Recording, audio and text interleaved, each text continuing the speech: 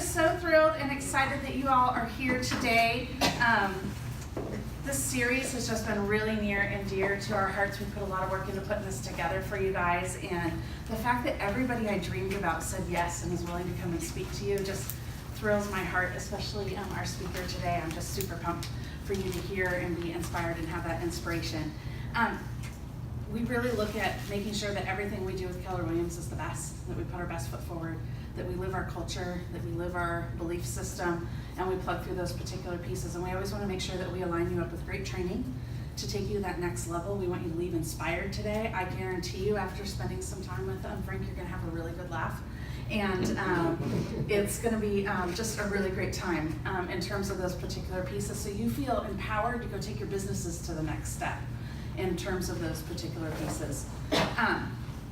I hope if you've been joining us, because I know a lot of you have come to just about all of this series. I noticed last week I started seeing some common threads. I would love to hear from you guys. Post on Facebook some of your ahas from the series, so the folks that haven't been able to join us can get some of those sound bites. We're also going to plug it into some of those sound bites into our presentation on March the 1st as well. So I would love to make you guys part of that. So if you could share those on Facebook and with us, that would be really cool. Okay, I have to confess, I'm having like a bucket list moment today. I'm being a little bit selfish in terms of that. When I moved to Katy, I was a huge Trading Spaces fan. I'm not gonna lie. And I always look so normal. I know. And I always dreamed about getting to run into Frank around town in Katy, right? And then it just so happened that I ran into him at HGTV, right? But I was so starstruck, I wasn't gonna go say hi. But he actually commented to my son about what a good job my son was doing helping me grocery shop. And I would tell you, I about died and went to heaven. I'm like, oh my God. I could tell you that he said my son was awesome. So I was super, super pumped about that. So to be able to have him here today and to get to interview you and to share your story is so exciting and wonderful. Now you have to be sweet to Frank because he's a little bit nervous. And I told him that really, I told him that you were very friendly and would not bite. But one of the things that I just really want to drive home, the reason why we did this series is we want you, especially those of you that just got back from family reunion, you saw the big mega agents that did 500 million, 20 gajillion thousand, right? And it's awesome and it's inspiring, right? And it's cool to see, yes, it can be done. But on the flip side of that, sometimes we walk away and we're like, can I ever get there? And I want you guys to see real life success stories of people that found their passion for what it was, turned it into a business, and how they define success. They really embrace that. Real people from our town are successful every day, and you guys can be successful too. And so with that, get your notepads, be ready to laugh, because he has had me in stitches all morning. I would like to introduce to y'all Frank Bielec. We were talking in the office about success, and I can't believe that they qualify me as being successful, because I have tried to walk away from it so much, and I think that's the problem that a lot of people have. You don't feel secure in the fact that you are what you are. I was looking at that wall. I'm taking a picture of the win, win or no deal. I want a t-shirt. We will get it for you. That is absolutely truer than fact. And nowadays, it's the lack of confidence and all that. And you're noticing in the news that women are having to fight harder for what they've got and all that. And I think that you have to be confident in the fact that, you know, here I am, this is what it is. I feel I'm a great person and I can make your life a lot better. I'm gonna put you in an environment that you'll be happy and you can raise a family in. We had a realtor that did that, and I thought, ooh, I like her. Because she had the confidence to tell us what we needed. People walk into a house just it's the same thing as decorating. They don't know what they want. They need someone to outline their needs, and you're part of that organizational skill, where you can, you know, they'll tell you what they're looking for and you can sort of pinpoint it. They're honestly looking for someone to help them make a decision. And here's the pluses, here's the minuses. And I think when somebody tells me the minuses, I'm going, they're interested in me. And they're telling me what can't, because when Harvey hit, the house next door to us, and I live in what would become, my son refers to it lovingly as the ghetto. in downtown Katy, and they had a for sale sign near our house. It had been not long on the market, and it had been a rental property. And great renters, we had 4 renters, and they were all phenomenal. And then all the families that came to that house asked that the neighborhood flooded. And we went, no problem, not that what around us does, but not that house. And they were talking about what they needed. They needed a good school for their kids and stuff like that, and that just seemed to fit the bill. So I think that what you got is a skill, and maybe you can get the $1 million, which is not that important in the long run, because I have never seen a U-Haul behind a hearse and you can't take it with you, but it does make a tad more comfortable. And you can get the red sole shoes. But I like the fact that this is a strong room, and you all look very professional, unlike the longshoreman outfit I have on, but this is my look. Got me into the White House. And you've got questions? Tell me about, I love the story that you told me about your first show that you did. Oh Tell my us God. about that. I have to go back. I met this incredible woman on the street, and she was not working yet. And although she could, we got this conversation going, and I don't even remember dating. I mean, we just sort of got together, and that was it. And then we got married, and even after we were married, the most intimate circumstances on the honeymoon, that I didn't know anything about her. I mean, she could have been a serial killer. And it turned out that she did these country crafts. And I, at that time, didn't do the chickens. I did very large paintings. I had works in banks and stuff like that. They were very contemporary, slash, burn, things glued to them.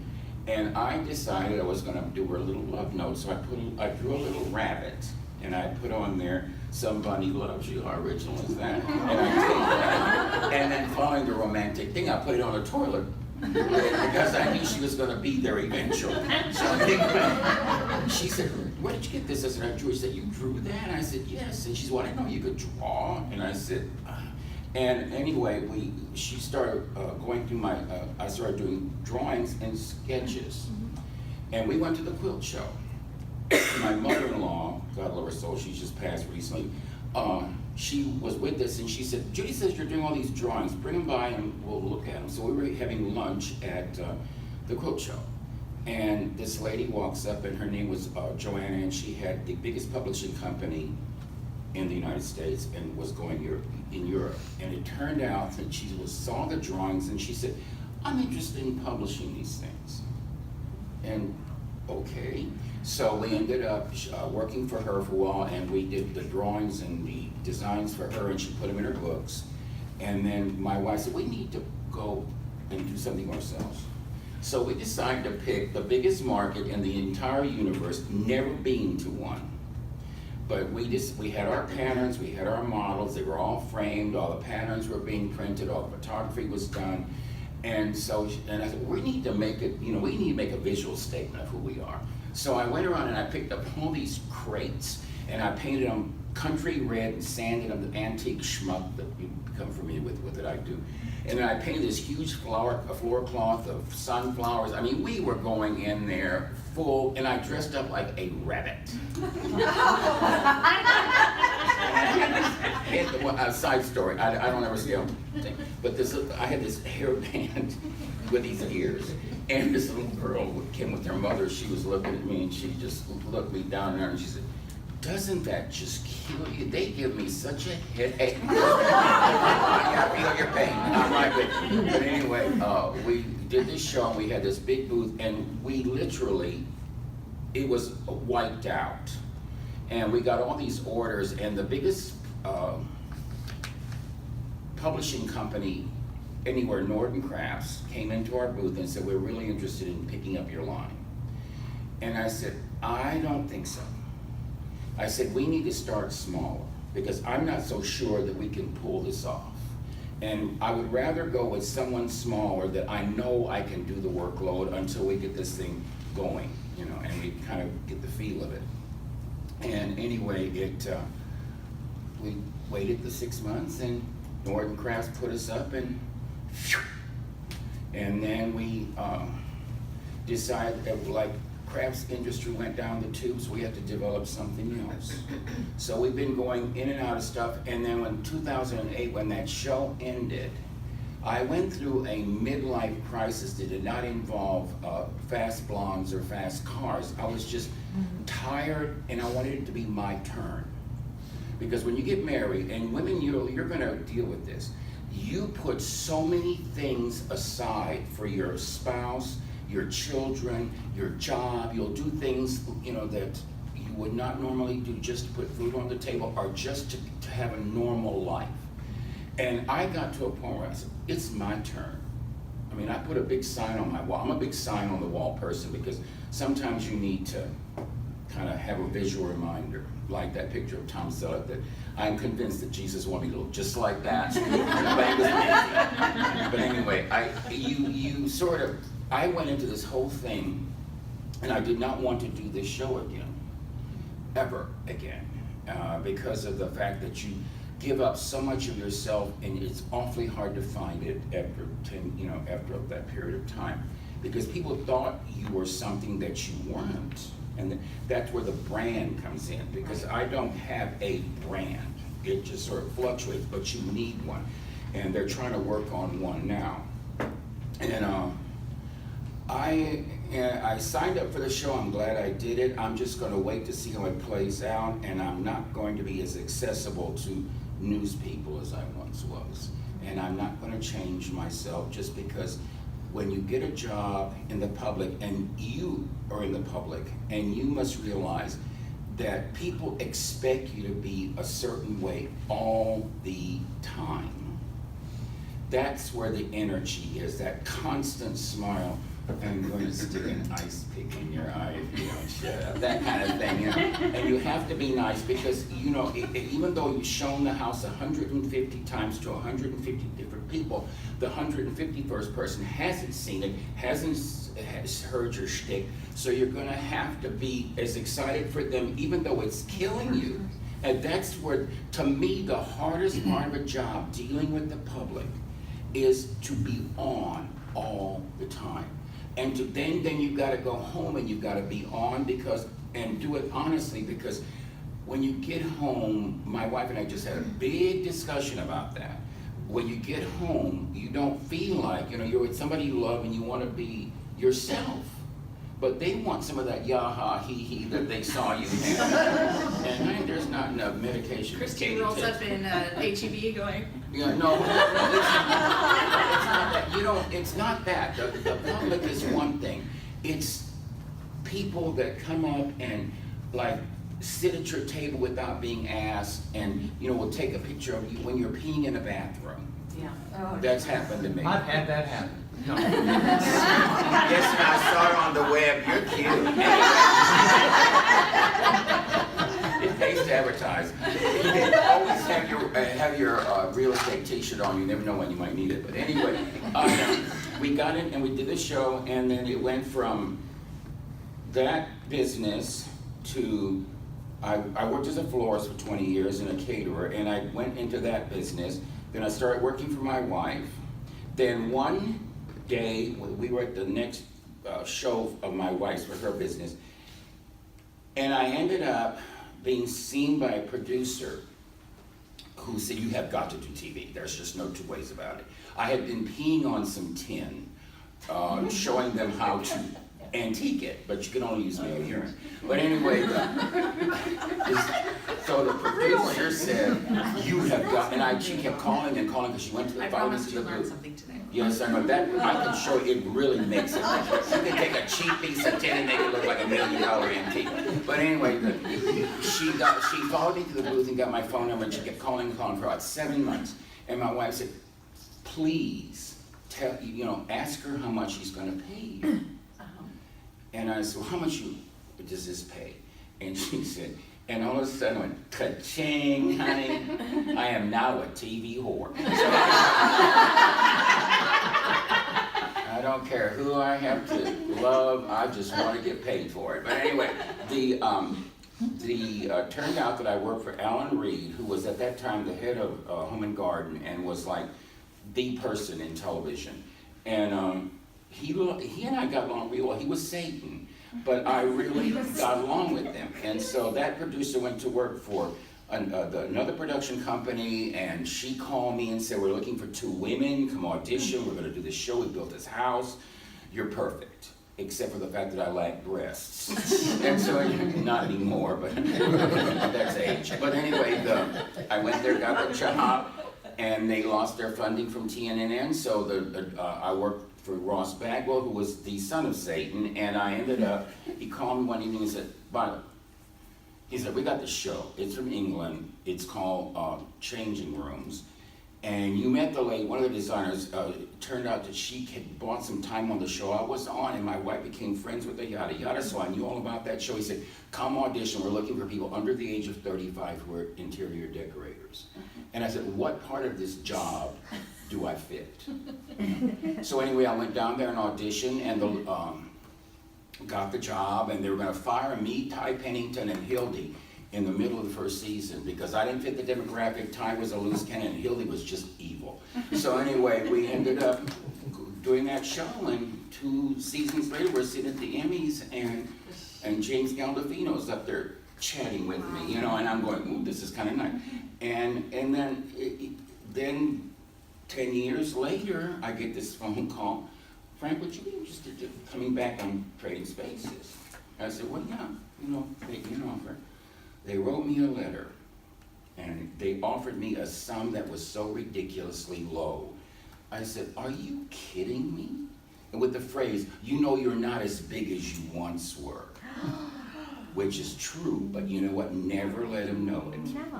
So anyway, I said, well, in that case, I'm not as big as I once was. You don't really need me. But this sounds really immodest, but this is what you need to do. You need to realize where your strengths are and hold on to them. In other words, get rid of the negatives. Focus totally on the strengths. So anyway, I wrote a letter, an email, and I said, if I'm not that big, then you must not need me. But I knew in my heart that I did the first episode, I had really high ratings, people liked me, they needed me to pull off at least 2 shows to have me back. And so anyway, turned out that I turned them down 5 times until they hit the magic number, and hello TV whore again. The whole story was, you take advantage of things and you don't rush it. That gazillion dollars will come to you, but it doesn't have to be tomorrow or that day. I'm kind of like I read Joyce Meyer just because I think she's cute. She talks about patience and the fact that it's not the time. We often, that's country western, be grateful for unanswered prayers. I think that's true. I think we don't know what to ask for. We need to sort of keep the ears going, and if you get in line with your strengths, you're going to it'll come to you. And all my life I've been brought up by people who, you can do anything you want to do. I mean, I never had a security problem. Married a gorgeous woman who's better looking today than she ever was, which is truly unfortunate because I'm at a point in my life at 75 where it's harder for me to do something about the attractiveness, if you get my drift. It wasn't for the blue pill and Jack Daniels, I would have no life. But get those strengths going and focus in on them, and you'll be successful. But you have to define what you think is successful. I work 2 days, am I talking? No, you go. I work 2 days a week at HGTV, except on holidays I work in floral for they nail me to the floor like Jesus, and I'm there for the rest of the duration. But anyway, people ask me, why are you working with a job that requires a hairnet? I said, do you ever see Nara Voyager with Betty Davis? It looked good on her, it looks great on me. I just wish we had a little more glitter. But that store makes me happy. Do what makes you happy. I don't care what people think. It's nobody's business. It isn't my business what they think. If the people are going to hate you no matter what, and you're going to run into a lot of people who are going to down you in business. My wife told me, she said, women have a really hard time, not from men, but from other women. So watch yourselves. Because people get jealous real quick. Men, women, or whatever. If, you know, there's something strange. If somebody does something good, there's always somebody to knock them off the pedestal. And we in this country are the worst at it.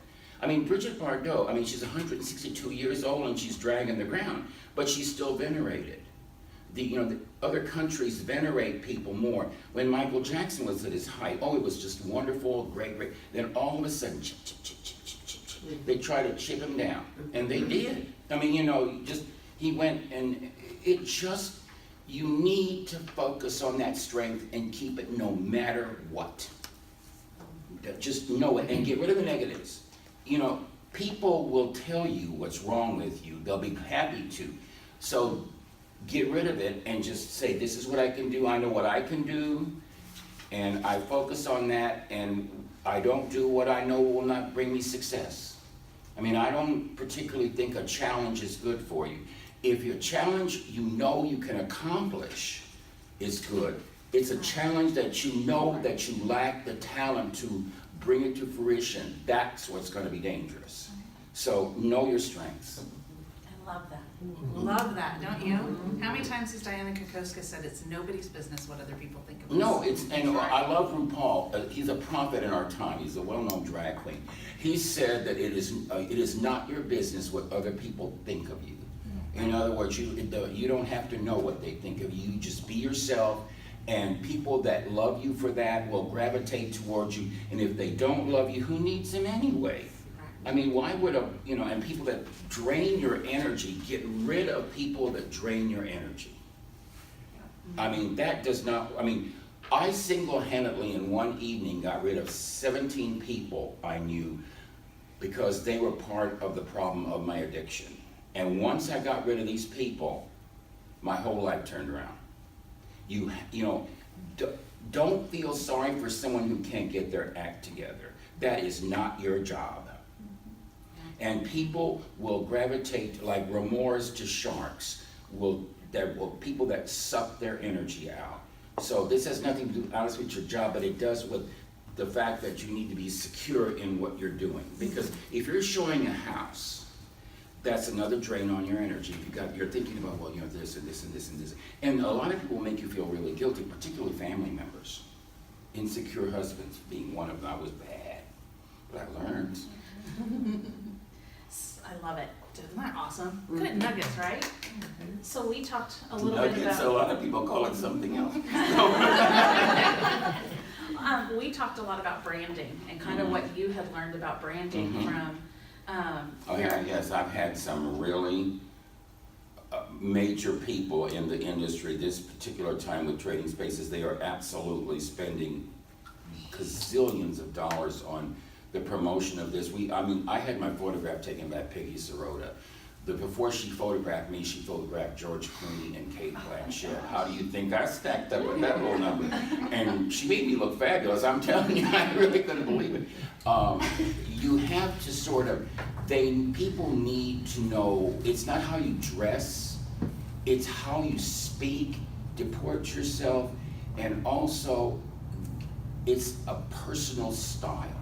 It has nothing to do with the way you're dressed. It has to do with your philosophy and the fact that you're strong but kind.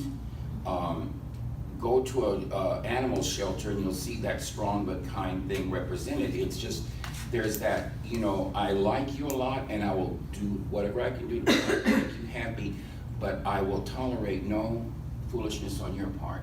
Right. And that's a brand. And I think that I'm lucky I'm in a business where you don't have to look professional, but I think a little professional looking people, it works. I mean, I hate to tell you, but people do go on visual impact. And you don't have to have the right clothes and the right accessories, but deport yourself in a very neat kind of way and sort of look at a magazine or two and see what they're doing nowadays. And for God's sakes, don't wear yoga pants, except to the gym and maybe to shopping. But I've seen people show a house that they look like they just came from a Jane Fonda Institute. And believe me, another little plus, spandex. Privilege, not right. Check. So we had chatted a little bit about some of the, your coworkers on Trading Spaces and your, how they kind of inspired you with how they developed their brand. Oh my gosh, and just the way they deport their lives. Genevieve, perhaps, her portfolio is unbelievable. I mean, she's incredibly successful. She parlayed that whole Trading Spaces thing into an empire. I mean, millions. The woman is worth millions. Vern, I think though, the reason why Vern is successful because he got married and his husband is wonderful and is supportive. And the 2 children he's got, like the Stepford children, and they've got, he parlayed that into, but I think he had some help in the background.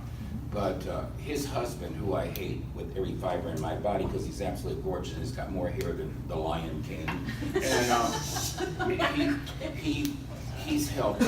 Ty Pennington was always successful. He went in there successful, and then he became more successful, and that is a classic case of a brand. Right. Because you look at Ty Pennington, you immediately think ADD idiot, and he is not. He's a very smart man. And when I auditioned him for that show, and when he walked in that door and we talked for 3 minutes, I knew he had that job because he looks like the kind of man a woman needs to take care of. Because he always want to straighten his collar or push back his hair, bathe, and there's such a thing called deodorant. And try it. Hanes makes a good product, but anyway, he was very successful. Hildy was born rich, and she has nothing to lose, and she is the truest to her brand. She is out there. She's not interested in decorating her house. She wants you to have a room that she thinks you should have. I am a chicken. If I see a house, and at that time, that show was going on with the fact that it was a lot of times, to take down a ceiling fans cost $75 to put it back up. I realized that, and I really tried to get into the people's heads. I always told people that it was like social acceptable schizophrenia. I could become someone else for 2 days, Right. and figure out what they do. And I also think that like when you have clients, you kind of know where to start because of the, what they're wearing.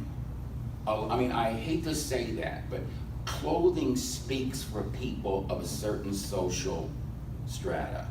And you can just about tell how much money people have. It's not the dress, it's the accessories. It's the jewelry, it's the shoes, it's the bag. Anybody can buy a dress, but most people can't afford to completely do the whole brand thing. And jewelry, it's usually really good pieces, very simple, diamond tennis bracelets, things like that. You can spot people. My wife had a theory about that, and she was right. We would do these craft shows, and I would ask her, how was the crowd? And she said, FA and FF, and I thought, and then she said, what the hell is that? She said, fat asses and flip-flops. What does that tell you? But anyway, we were not going to be making any money, so go ahead and buy the barbecue. But it was, there's a certain way of reading people, which is another thing. You can read them. And when you have a client, don't become their enabler. Because a lot of people are not looking for a house, they're looking for a therapist. And they will take your time, and then that keeps you off showing somebody else their house. I'm as sympathetic as the next person, but hey, they're called psychiatrists. Get one. Because I am truly too busy. I have my own problems. I'm trying to make a living. I'm so sorry that your hair didn't turn out, but you know what? Suck it up, babe.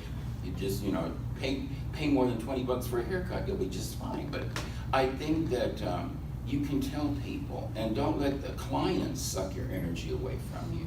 I love doing athlete. I have done 2 athletes' houses. I said I didn't, but I did in my dismal past. Because it's easy money. You paint everything white and put their trophies and their t-shirts all over the house, and it's got to blink on and off. And love it. I mean, guaranteed check, right? There you go.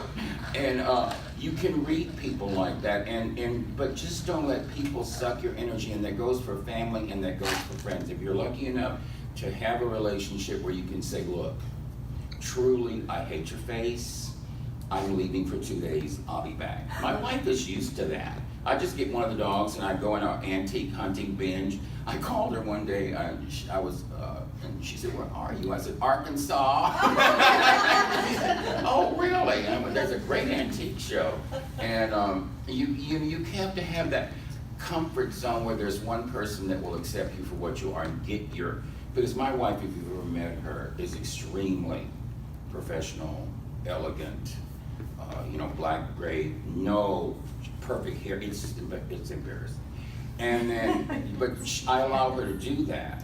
Once in a while, I'll go around the house and make the pictures crooked just because it drives her crazy. Or move something over an inch, or I'll get some floral wire and cut it in half with a pair of pliers and put it on the counter and then put her best Ginger scissors right by. That just destroys her. It's extremely So one of the things that I think America really loves about trading spaces, and I think for you was probably from what we were chatting about, probably a challenge as a designer, and it's one of the challenges But that I'm we not have. a designer. Well, as an artist. Well, yeah, is it someone who observes? Right. That is the key thing, what I've been talking, be able to observe. Do not take anything at face value. Look at that room and because this is gonna be negative, you're talking about the houses. You're going into people's real homes, just Yeah, like we are yeah, every yeah, day, yeah, yeah. and evaluating how Yeah, you're yeah, gonna yeah, yeah. transform this Yeah, space. yeah. We have to do that when we're selling homes. So share a little bit about your experience and your journey and how you did that successfully. I think when you're dealing with space, if you're selling a house and you're responsible, most builders do their own remodel, their model on. And you've noticed the furniture is smaller than it would be in a normal house. The sofas have got feet, because that space that sofa opens up the space. I can give you my favorite negative about the houses here in Katy, if I'm allowed to. Sure. What is with this one-sided fireplace business? We were looking for a house for 7 months one time. Why would you put a canister light in a ceiling this tall? Why would you put a fireplace to the side where the only reasonable way of arranging the furniture is in the center of the room? And when we walked in, I'd go, okay, where are the light plugs? And she said, well, they're along the wall. I said, well, how come this lamp is sitting in the middle of the room? How the hell am I supposed to light it? Do I use a clap on, clap off? Because there's no way of, to visually, and then you're forced to put everything against the wall. And these inexplicable niches. What is that? That little niche in the wall? Yeah. What are you gonna put a statue of the Virgin Mary and sacrifice to it daily? I don't get that. You have to explain to people what they can do with it. You have to take a negative and make it a positive. Well, that you can, put a screen next to it to make it look taller, and you can add a nice vase. It doesn't have to have flowers. It can be a piece of sculpture. Usually it's got a light above it. There's so many ways that you can make, or just put a screen in front of it and a table or something if you want to get rid of it. That drove me crazy. I finally made my wife such a nervous wreck that we wouldn't even go look at houses. So we just remodeled our kitchen staying where we're at, because we live in a little teeny house. But you have to observe. And when they give you a negative about it, you have to have a positive. But don't make it sound like you're a know-it-all. You can say, well, I sold a house that had a very similar floor plan that had this niche, and this is what they did. It could be a lie. What are they going to do? Fact check? You obviously it's not working for the president. So anyway, I think that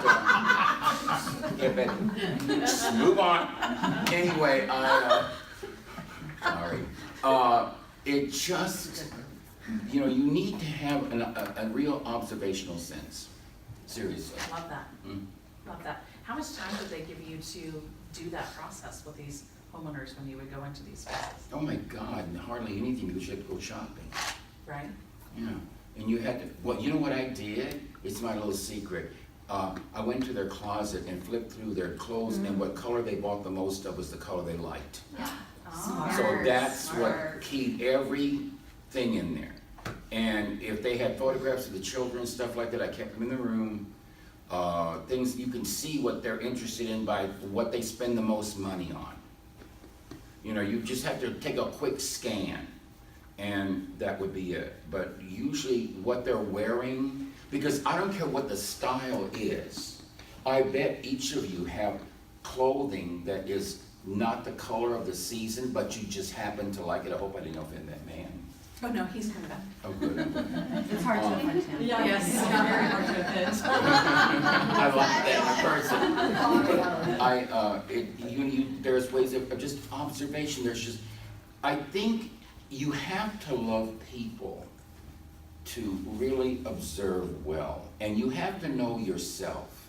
It's like the height of narcissism to me is they asked all the designers what they would change most. Do you want to change something when you go into a person's room? Why would you want every environment to reflect who you are as a person? I mean, I like to go into the room and, oh look, there's family pictures, you know, and you know, there's so many things that spark a conversation, particularly if you've never known them before. Like if you go into someone's house, I don't know if y'all actually meet the people that are selling the house, and you know, you can see things that are precious to them. And you know, I don't mind when I'm looking at a house to have family photographs, because I know that house was filled with love, and I do believe sincerely, no crystal medium thing, that a house picks up energy. Mm-hmm. You know, people that walk into a room, you just feel like you're just like one of those refuelable electric cars.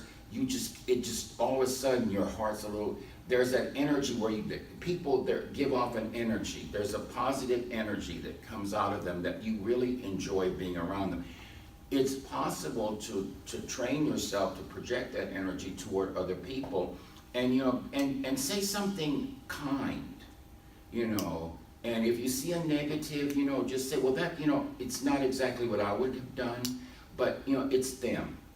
You know, every room is a room. I mean, I love, because I like a room that has dog hair on the furniture, because it means that they have animals. Everything that you see around you is reflective of the energy and the people that occupy that space. And I think if you pick up on that and become more attuned to that, it will help you understanding why there are so many negative elements in that architecture, you know, and it will help sell them, because basically, you know, we are selling something. And you'd be an idiot, go, well, you know, I really don't like the color of the tile, you know, that kind of stuff. You know, they'll figure it out. And some people like that. Like if I see one more room with subway tile in it, I understand. I will literally take cyanide. You know, but that's that goes against what I just told you. But personally, it's been done to death. You know, I mean, there are a lot of millionaire subway tile sellers in this country, I can guarantee you. Right. But you have to sort of accept what the people have and work with it.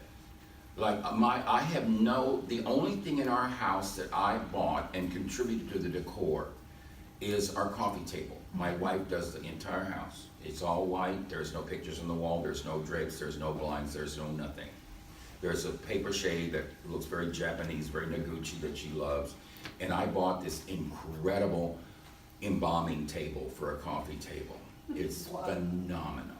It's from the 40s, it's white enamel with a black edge, it's got holes where the body fluids went to a tray on the bottom. It's the perfect coffee table, it goes up and down. If we have guests, we just lift that table up, serve the food on top. Grandkids come, it goes down, they eat there, they color there. If it spills, it goes through the liquid holes onto the tray, clean up, perfect. And then the dogs will, if I don't lock the wheels though, they run from the bedroom into the living room, but they use that coffee table to jump onto the sofa. And sometimes if I don't lock the wheels, they're in free. It's a way of making sure that your animals keep their, you know, check for the lock. Right. Yeah. But there's other things that you can check, but that's it. You just need to look around. That's great. Really good advice, right? Did, I love that, the did color. Michael give you a question? He did. Give it to me. So he gave me the question of I'm how anxious. important is it to you through the years in terms of you talked about how people expect you to be a certain way Mhm. and for things to change you. How did your friendships and your relationship with your wife help keep you grounded as you've gone through this whole journey?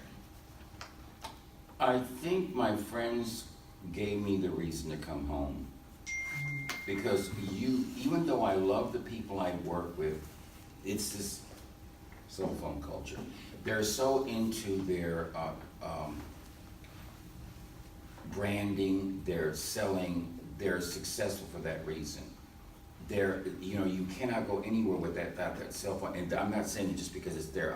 I just think that we keep looking at that screen, and if it's for business, it's fine.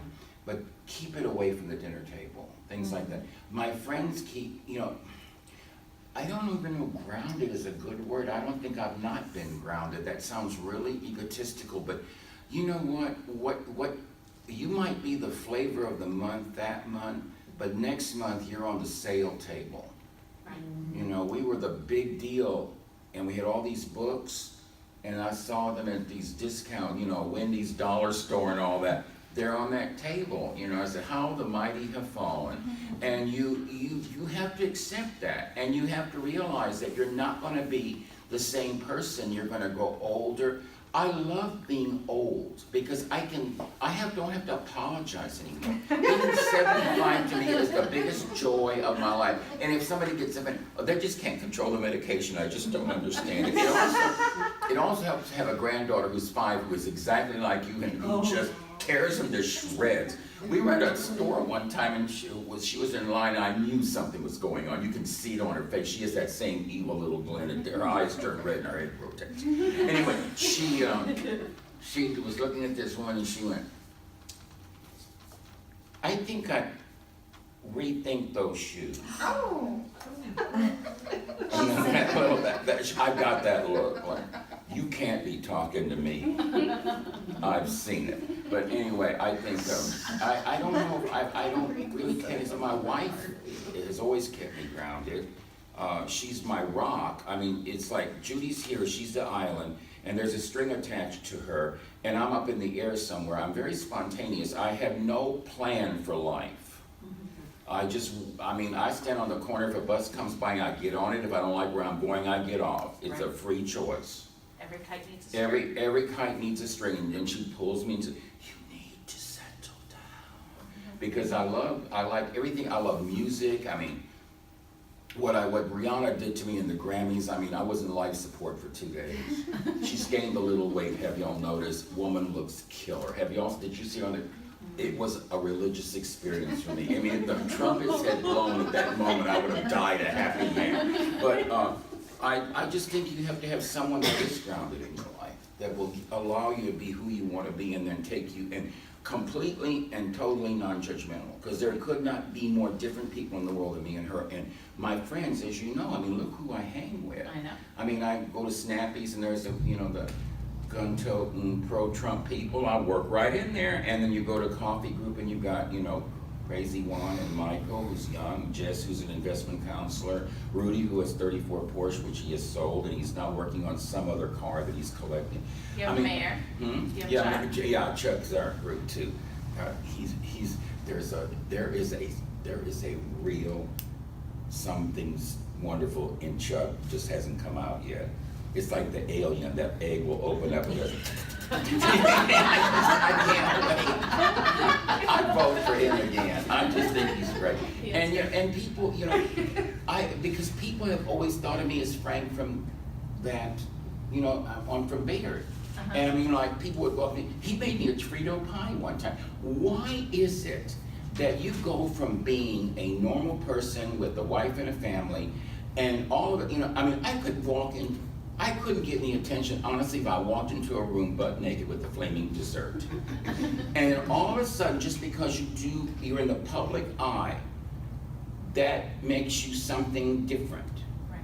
And I even tell people at a home show, do not have any expectations out of me because I will disappoint you.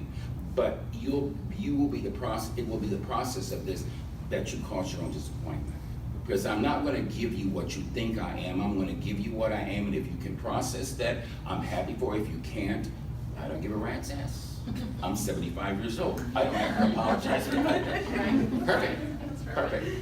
So you and I had chatted a little bit about, and I love your perspective on this because you've been on the other side of our profession. We're getting eaten up by Zillow, the public's perception of the house hunting process through HGTV. Oh, that reality shows. What an oxymoron. Reality Yeah. television. You're looking at your watch. You need to be somewhere. It won't hurt my feelings if you leave. Just grab a sandwich on the way. I don't know how y'all can handle it. Because, you know, we went from $1,000 a house to multi-million-dollar homes, which the people can't afford to live in. Right. There's such a thing as reality, and but you're always going to get the remoras, Right. you know, or the fish that wait for the big fish to kill it, and then they just jump on it and suck it dry. That I don't know what the answer to that is, but it is, and what happens is you end up suffering for it because the process is broken. That one-on-one person, individual, I'm coming to your house, you know, to show you this, is destroyed. You know, and honestly, you mean you're talking about the houses online? Mm-hmm. I'm sorry, I want to smell the place. I want to touch the place. I don't order online, because I want a brick and mortar store. I want to touch it, I want to feel it, I want to try it on. My son ordered one magic marker on Amazon and had it delivered. I said, where was birth control when you really need it? We are so into that box. Everything from ordering a magic marker to porn. Honestly, I honestly feel, and not because I'm old, because I love Google and I love MapQuest. Right. I wish I had it when I called you 35 times. I'm lost! I live 5 miles from here. Anyway, that's why they hire a driver for me in New York and Los Angeles. The producer will get him a driver. Anyway, there's just this incredible there's no humanity. Right. My son still writes thank you notes, and the grandchildren do, that Right. can write. That is important. Civility. Right. I honestly feel it is so easy to bully someone when you don't see their reaction. Right. We've lost that art of conversation. Most of us are from the South. Southerners are talkers, obviously. I mean, look at Eudora Weldy and Tennessee Williams, all these writers with this gift for the dialogue and stuff. We've lost that human contact, and we're putting these little boxes, which really bothers me. It's and the thing about it is, I try to get my grandchildren and my son to sort of realize that, so that they can sort of pass it on, because I don't have much longer here, and I'm not being morbid. I'm looking forward to going out. I have a wonderful saying by Frida Kahlo that says, I hope that my departure is joyous and that I never have to come back. And I think that I want the humanity back. I don't want the word shithole to be used on television, which has been recently, and it was, whether he said it or not, or anybody said, and the F word. You read Twitter, it's Right. like smut all over the place. You can find Santa porn and all this stuff in a box. So if I'm hearing you, you're saying that the greatest thing that we can do to help combat that is to bring humanity back into it. Humanity and personal touch, and a phone call or a note saying, listen, it was a real pleasure meeting you. I hope that, and a note, even if they don't buy from you, just to show that you are a human being who has taken the time out of a busy day, and you know how much time it would take you to write that thank you note. That says, thank you so much, I really enjoyed it, and bring up something they might have said, or I hope your daughter gets to feeling better, or I hope your dog gets better.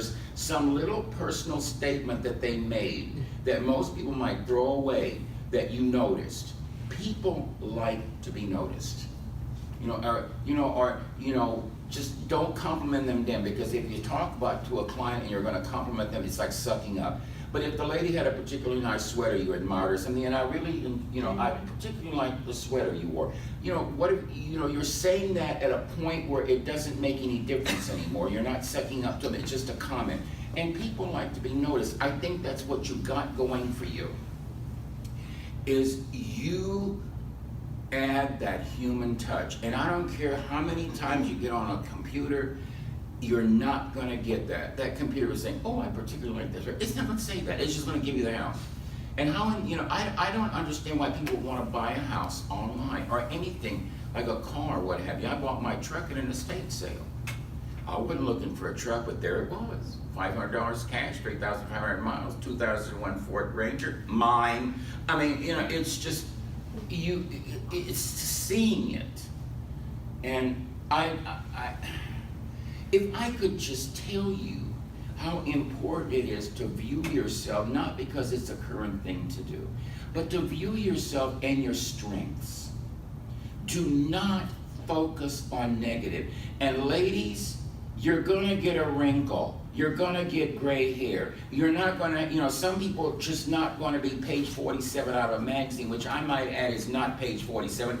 They have just erased every bit of wrinkle and line. Men are the world's worst. We think that that's what we're supposed to like, is a little 18-year-old, airbrush Barbie dolls. Thank God that is of the past. Ashley Graham has brought that about. All the models you see on the New York runway have got, skin problems. They've got psoriasis, some are bald because they have no hair. We're bringing reality back, curves. And women now don't have to go, I just love you. That little boob shape. I was teaching a class at an adult education thing, and this blonde, no offense to blondes, she just happened to be a blonde. It happens in all, bald women do this. Anyway, she comes up to me when everybody was there, and she had failed the paper that was like, 2 + 2 is. Anyway, she came up there and she said, I failed my paper, and I will do anything to pass. And I said, try studying. It's just, people, we're dumb, we'll fall for that. It amazes me how many people view the outside person, and thank God that is no longer a thing. We're not looking at skin color, we're not looking at hair color, we're not looking at religion or background or anything. We're now hopefully finding the people. It's going to take a little while in this area to get there, because there's just too many things happening that have happened in the past. But I think that if you focus on your strengths and be yourself, I think you're going to be just fine. And don't bring your physical nature into this. The way you look is nothing. It's the way you look inside. And people perceive you. Be kind, the main thing. And take the time to do the things that my grandmother used to do, with the little notes and things like that. Set the table once in a while. Make people put their phones in a basket, which I do at my house. Cell phone in the basket, on, off. If someone in your family dies, you'll hear about it sooner or later, so just leave it in there. But I don't know where else to go with this. I just think that we have to bring the humanity back to computer shopping, and it's not gonna happen. And then look, Amazon coming to Katy, my God. When it has to do with money, people forget humanity. And we are a society that worships success and money. It's not what kind of person you are, it's the money. And it's no matter what you think about the Kardashians, they are the smartest. That woman is the smartest woman I know. She parlayed no talent and big butts into big business. Now, that when you're doing a process that will fail eventually, one of these days Kim will have me dragging her butt around, a little duct tape to hold it up, but it's gonna all end pretty quick. But they've got enough money stowed away, but they're business savvy. People could learn a lot from that, because they put themselves out there. What you see is what you get. and the audience is still there. They wouldn't have lasted that long. I think the only one of the Kardashians that really didn't make it, he wasn't really a Kardashian, was Bruce when he switched genders. So what I'm hearing from you is how important it is to study other people's brands and how successful It's they how are. successful they are, and what is the underlying factor Right. of why their success is there. You know, with what's the name of that lady, the mother's name, Jenner, Mrs. Jenner. Anyway, she was the one who started that. And that was a smart cookie. I would get a book or I would Google her and what was the inception of the idea, not the final, but what gave her the idea that America would want to watch a bunch of women live their lives out in the open. That is just, to me, an amazing business idea, because basically the overhead and the inventory was there. Right. You know, all she had to do was come up with the money and start taping. And I can remember the first show, I thought, this is going to be big. I don't watch it. I did watch the first probably half a season because it was just so new and so different. So creating disruption in the market. Exactly. Yeah. Yeah. So cool. So many good nuggets, right? So what we'd like to do now is I've gotten to ask all my questions. We'd love to be able to open up to Y'all the floor probably want if to go you're home, okay. but I will be glad to, anything you want to ask me is fine. I just Anybody have any don't, questions? I just don't talk about my short career in porn, thank you so much. This is your chance. Yeah, I think, yes. Yes. What, fine. what tips would you have as far as staging a house? I would Top tips. simplify, get every single thing that would suggest a personality that is the people who own the house out. Keep it down, and the less you have in that house, they may not like it, but if they want to sell, they'll listen to you. Small, get rid of a lot of the furniture, sofa, so that way people walk in there and go, oh, you know, I can see our chair over here. You know, they've got to be able to figure out what they have at home that will work. I mean, I have a note. I'm noted for my color, but in my house I like neutrals. If they decide to repaint, let's go with a nice toast, beige, off-white, some color like that, because if you look at all the shelter magazines now, the ones that are influential are in neutrals. You know, the color, the faux finishing, that's gone, baby. That is so dead that they're tombstones. They've got moss on them.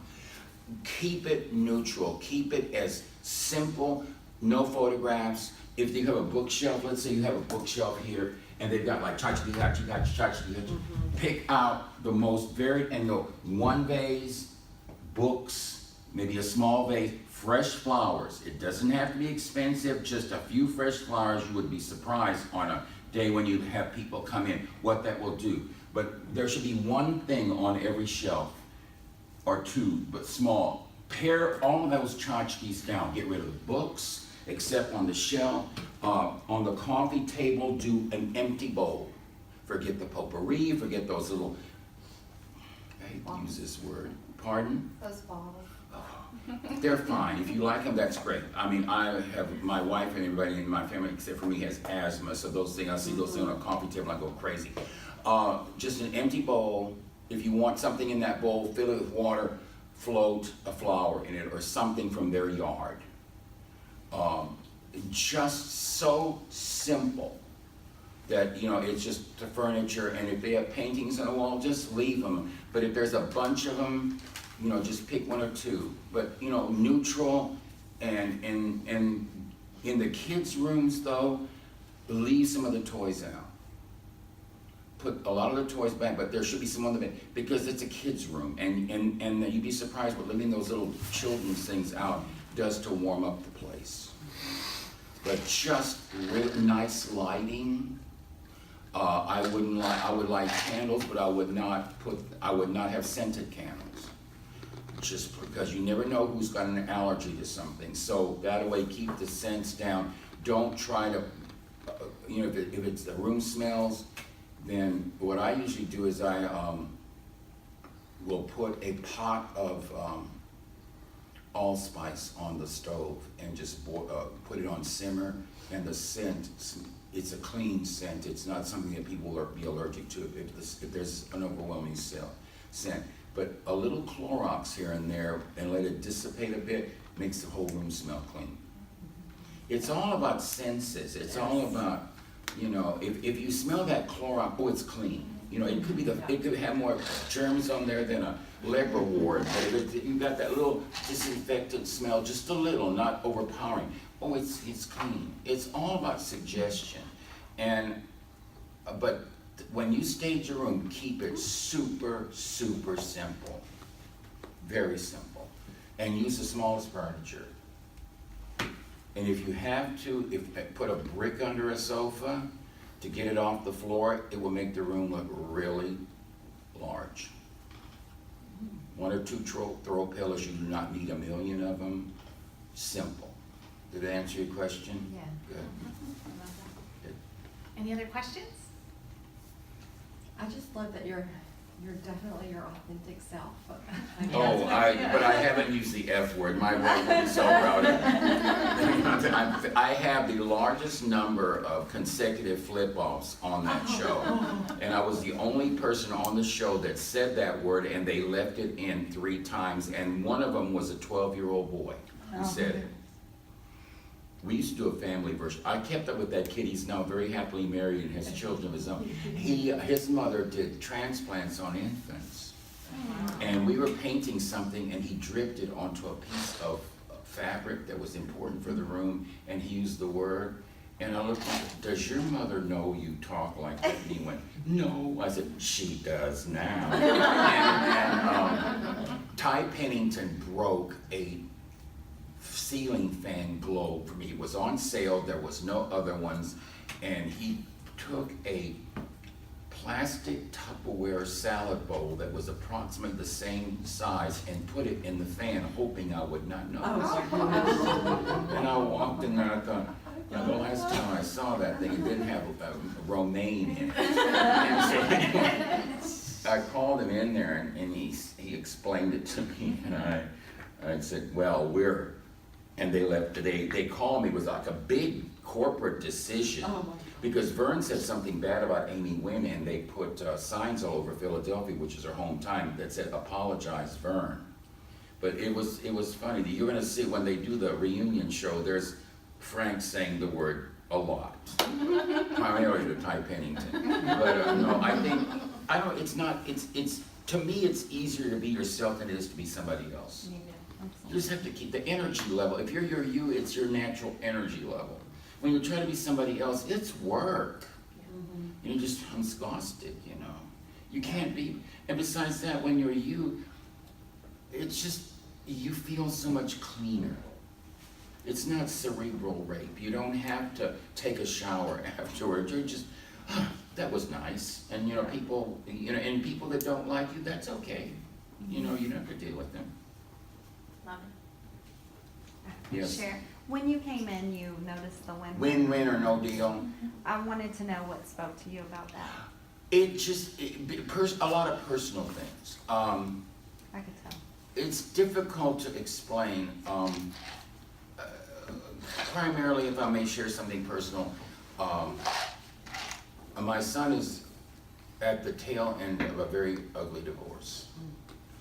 And that spoke to me, and the fact about the 2nd season of Trading Spaces, which I have not signed a contract for yet, speaks to me of that. And what my wife, we're coming to a decision about something, and my end of the stick is not exactly what I'd call equal to the other end of the stick. It has nothing to do with my wife, but it's a business thing. And so I'm thinking win-win or no deal. I mean, that, you know, if the people win and you win, that's a good thing. And you know, both people, it's not a good thing when one person, you know, you lose something so the other person can win. It's a lot like marriage, it's a lot like relationships, it's like arguments, always fight fair. But I gravitate toward words. And I usually put them, because I honestly believe that if you speak something, if you want to bring religion into it, what you ask in my name will be granted. Or if you put that word or thought out into the cosmos or whatever you want to be, it becomes reality.